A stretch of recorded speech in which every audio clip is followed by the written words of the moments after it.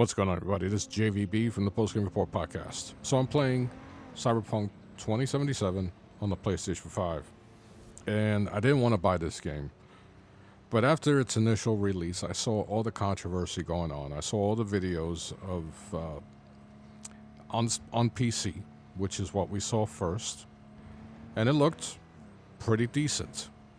And then people were talking about the story being very engaging and the world being open, and you can be, anything you want in this game. You could do anything you want. So there was some promise because I really like the whole, futuristic, post-apocalyptic type of scenery or movies like Blade Runner, Escape from New York, movies like that. And I really wanted to try this game out. But then, after the initial reviews, which were all on PC, we started to worry about the console versions. Now, there is no official PlayStation 5 or Xbox Series version. This game did not get patched yet. But you're watching me play on the PlayStation 5. Now, as far as the PlayStation 4 and the Xbox One, those videos began to surface, and it wasn't because of reviews. It was people who were able to get a copy of this game a little early, and the videos that were put out were horrendous. You had moments where assets were popping in after you got to a certain location. So, for example, if you walked up to another character that was roaming the streets, you would see them with no detail. They look like a walking pile of clay, and then all of a sudden you see the face and features, clothing, and all that suddenly appear. So that's called popping, obviously. And that was on both the Xbox One and the PlayStation 4. So on the Xbox Series X and the PlayStation 5, because those are two more powerful consoles, and they are the next generation of those two original consoles, they run a little better. Not much better. I mean, if you want to talk about frames per second, yes, it doubles in frames per second. Like, for example, the PlayStation 4 is going to go anywhere from 30 to about 20. And then on the PlayStation 5, you got, for the most part, a solid 60 frames per second. But the visuals still look old. They look old. Now, I saw a review on PC where the guy said, and it's funny because, these reviewers, especially for the PC, you were seeing 100s. You were seeing 10 out of 10s, 5 out of 5s, perfect 100s, A+, right?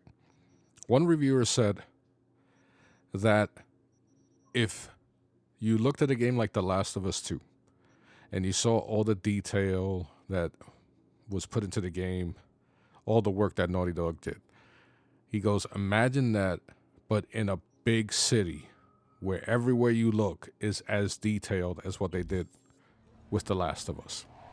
I think his name is Skull Up or something on YouTube, and I was like, what? But little did he say was, he didn't give the specs of his PC. Some people saying you need the latest $1,500 video card. Just a video card, $1,500, just to play this game. But people were saying, hey, this story, it kind of makes up for the fact that on a performance level, it doesn't do too well on the standard Xbox One and standard PlayStation 4. So I was like, all right, let me wait till more people have it.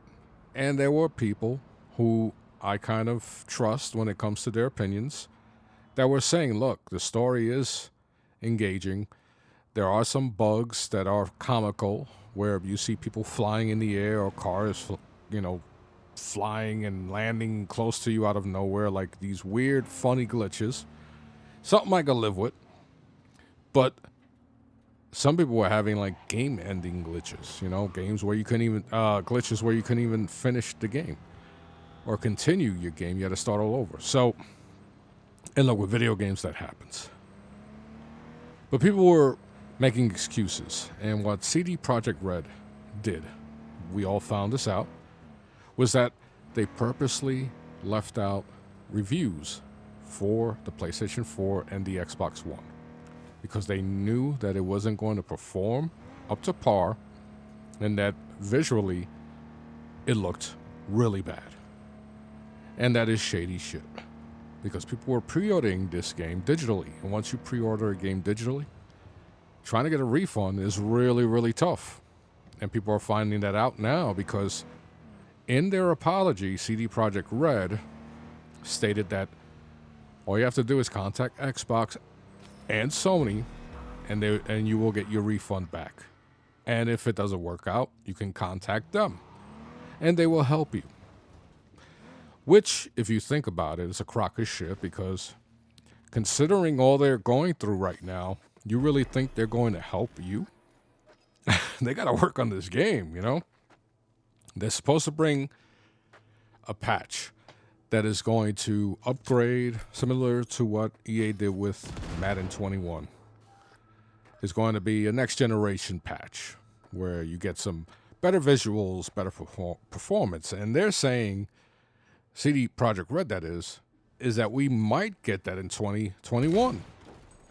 So having this game, basically you either play it on an Xbox Series X or a PlayStation 5 if you want to play it on console. Because if you decide to play it on a regular Xbox One or PlayStation 4, you're SOL. You're getting a very bad looking game that might perform okay enough for you to go through the story. And that's not what we were promised. And there were a bunch of people shilling for CD Projekt Red, and you see them with yellow chairs, you see them with all this swag, and you see them going to preview events or previewing the games or whatever. I mean, you saw, especially in social media, these people make sure that they show this off, right? I mean, they want to look and feel very important. And even when certain journalists were pointing out that CD Projekt Red was making people crunch, basically work overtime to bring this game out in time for the holidays. And people went apeshit. They went crazy because they were like, no, CD Projekt Red can do that. That's not who they are. They're more, they're so consumer friendly. They're so transparent and they're so, anti-establishment. They're not going to do that to their workers. And guess what? They did. And honestly, they should have worked even fucking harder. This game should not have come out on the Xbox or PlayStation 4. Now, on the Xbox Series, specifically for the Series X. Now, remember, there are two Xbox Series consoles. There's the S, which is a lower spec version of the X. So there are two different versions out for the next-gen consoles on the Xbox side. And if you own the X, you're able to switch between those two versions, meaning you can get 30 frames per second at a slightly bumped up resolution that might look a little better, or you can get 60 frames per second, but it degrades the visual fidelity and resolution. And basically that's what's on the PlayStation 5 version.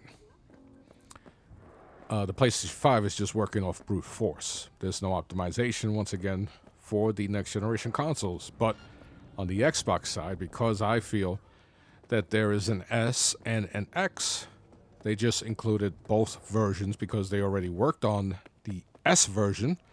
They just included both versions on the more powerful Series X. So that's why you get a choice of two different versions. Now, I'm going to try to get my money back, but I already got rejected once, but I'm going to keep trying. I only played a few hours of this game. I just wanted to see what it was all about for myself. I had a coupon. I bought it for cheaper than it cost. But nonetheless, I kind of went against my beliefs because I wasn't going to support this game at all. But I went ahead and I bought it just to do some virtual photography and even with that, it just doesn't look good. It doesn't look good on the PlayStation 5.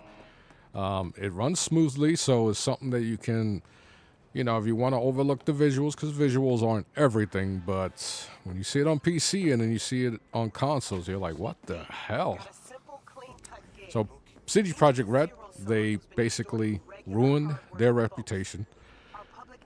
The people who were shilling for CD Projekt Red ruined their reputation as well. Yeah, well deserved anyway. So, I'm JVB. I'll talk to you guys later. Take care.